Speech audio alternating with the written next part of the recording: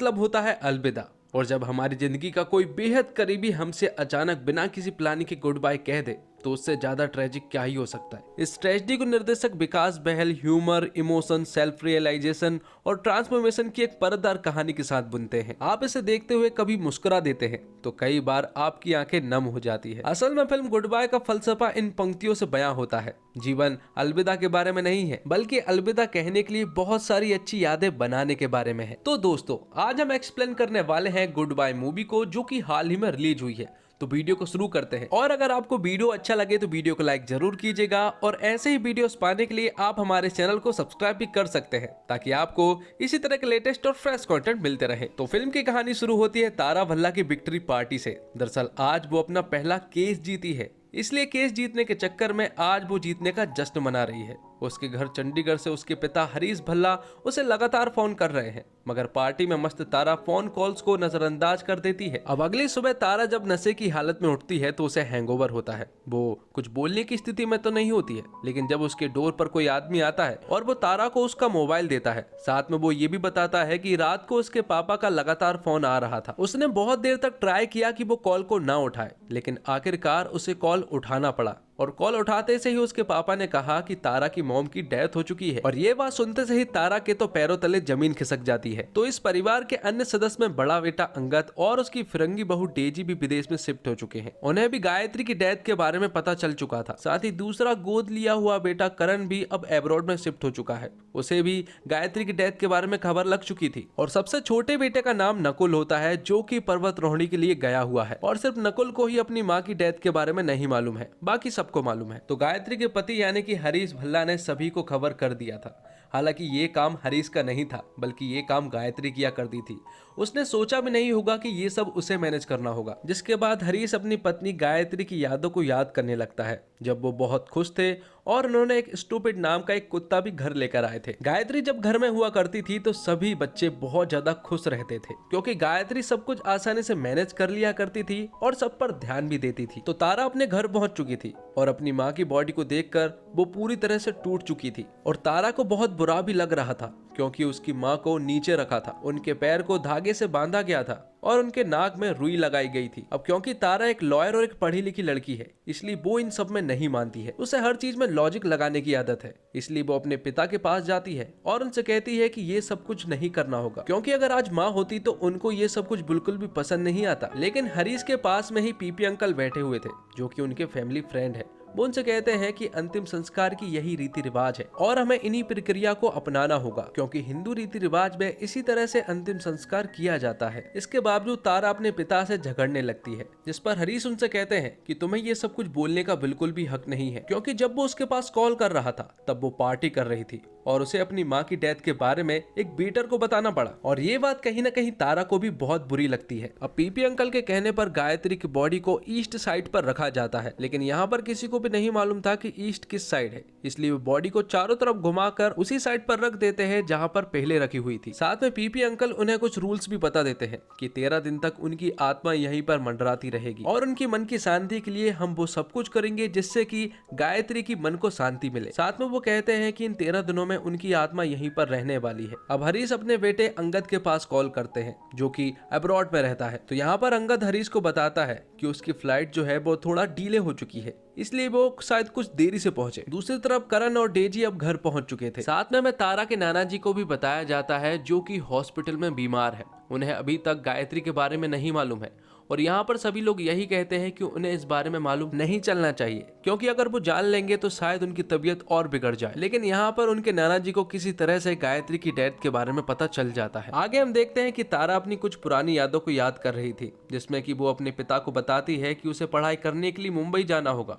और अच्छी बात यह है कि उसे एक फ्लैट भी मिल चुका है, जिसमें कि वो और उसका एक लड़का दोस्त रहने वाला है। लेकिन ये बात जब हरीश को पता चलती है तो वो तुरंत ही मना कर देते हैं और उससे कहते हैं कि होटल में जाके रहो, उस फ्लैट में रहने की कोई भी जरूरत नहीं है। और इसी बात के चलते हरीश और तारा के बीच में झगड़ा भी हो जाता है, लेकिन यहाँ पर गायत्री तारा का साथ देती है और सब कुछ संभाल लेती है। आगे हम देखते हैं कि पड़ोसी के सभी लोग अंतिम संस्कार के लिए हरीश के घर पर पहुंच चुके थे, लेकिन उन पड़ोसियों को जरा भी दुख नहीं है। अब सभी लोग गायत्री का अंतिम संस्कार करने के लिए निकलते हैं और अंगद भी अब घर पहुंच चुका था और वो कुछ बोलने की हालत में भी नहीं था, क्योंकि वो अपनी माँ को आखिरी बार देख रहा था और अपने कुछ पुराने पलों को याद कर रहा था जब अनाथ आश्रम में अंगद को गायत्री ने गोद लिया था और वो उन्हें पहली बार में ही पसंद आ गया था। इसलिए गायत्री ने अंगद को तुरंत ही अपने घर लेकर आ गई थी। तो अब अंतिम संस्कार कराया जाता है और अंगद और करण गायत्री को मुख अग्नि देते हैं। इन सब में सबसे ज्यादा अगर किसी इंसान को दुख हुआ है तो वो हरीश थे, क्योंकि वही इंसान थे जो कि हमेशा गायत्री के साथ रहा करते थे,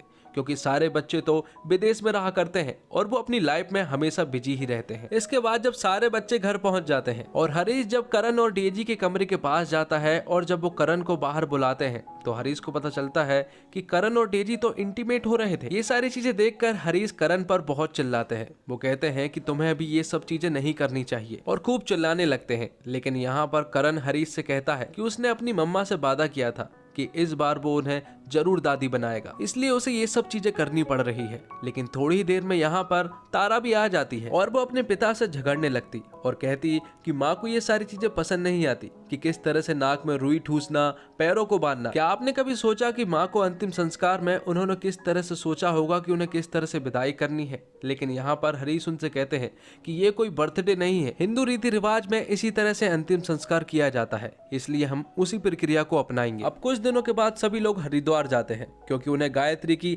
अस्थियों का अंतिम विसर्जन करना था। फैमिली के सभी लोग आए हुए थे, सभी लोग उदास थे और वो एक दूसरे से ठीक ढंग से बात भी नहीं करते हैं। और ये सारी चीजें दूर बैठा एक पंडित भी देख रहा होता है और ये वही पंडित है जो कि गायत्री की अस्थियों की अंतिम बार पूजा करने वाला था। वो पंडित यहाँ पर उन्हें कुछ बातें बताने लगता है, लेकिन यहाँ पर तारा तो उससे झगड़ने लगती है, क्योंकि उसे कोई साइंटिफिक रीजन चाहिए था कि ये सारी चीजें क्यों होती है। तो पंडित उससे कहता है कि वो उन्हें साइंटिफिक रीजन भी बताएगा। अब अस्थियों के विसर्जन करने से पहले हरीश गायत्री की अस्थियों से ढेर सारी बातें करता है, वो बातें जो शायद वो गायत्री से कभी कह ही नहीं पाया।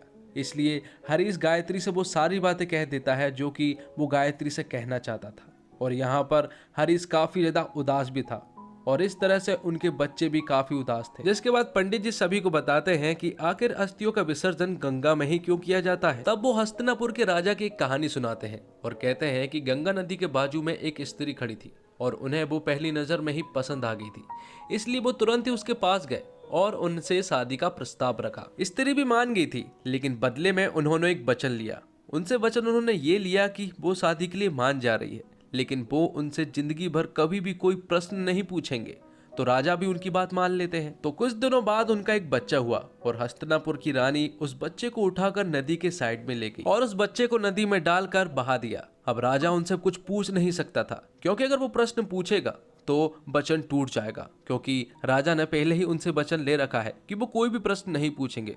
इस तरह से उनके कई सारे और भी बच्चे हुए और उन्होंने धीरे धीरे करके सारे बच्चों को नदी में डाल दिया। इस तरह से जब उनका 8वां बच्चा हुआ और जब रानी फिर से उस बच्चे को नदी के पास ले जाने लगी, तो ना चाहते हुए भी राजा ने इस बार रानी से पूछ ही लिया कि आखिर वो बच्चों को नदी में क्यों डाल रही है। हालांकि राजा का वचन टूटा, लेकिन इसके बावजूद उन्हें जानना था कि आखिर रानी ऐसा क्यों कर रही है। तो रानी उन्हें बताती है कि वो ब्रह्मा की बेटी है और ऋषि वशिष्ठ ने और उनके सभी बच्चों को धरती लोक पर पैदा होने का श्राप दिया है। तो अगर वो बच्चों को गंगा नदी में बहा देती है तो उसे मनुष्य लोक से सदा के लिए मुक्ति मिल जाएगी। इसलिए गंगा मैया में इसलिए अस्थियों का विसर्जन किया जाता है ताकि पापों से सभी को मुक्ति मिल सके। साथ में वो तारा को समझाते हैं कि इंसान के जाने के बाद सिर्फ उनकी यादें रह जाती है। तुम्हारे साइंटिफिक रीजन को तुम याद करके उनकी समस्या को हल नहीं कर सकती, लेकिन इन पलों को याद करके तुम अपनी माँ को जरूर याद करोगी। तो अब आत्मा की शुद्धि के लिए घर के बड़े बेटों को बाल अर्पण किए जाने थे, लेकिन यहाँ पर करण बिल्कुल भी तैयार नहीं था,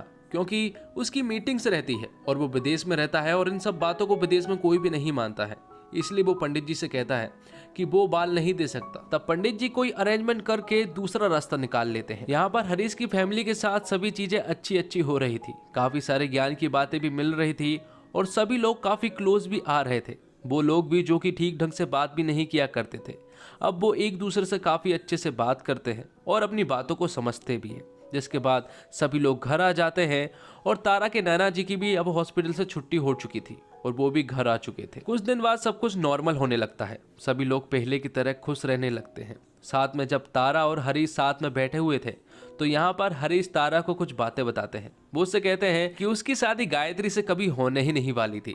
दरअसल वो तो गायत्री की छोटी बहन पे मरता था, मतलब कि तारा की मौसी पर, क्योंकि गायत्री तो शहर की हीरोइन हुआ करती थी, वो उससे शादी भला क्यों करेगी।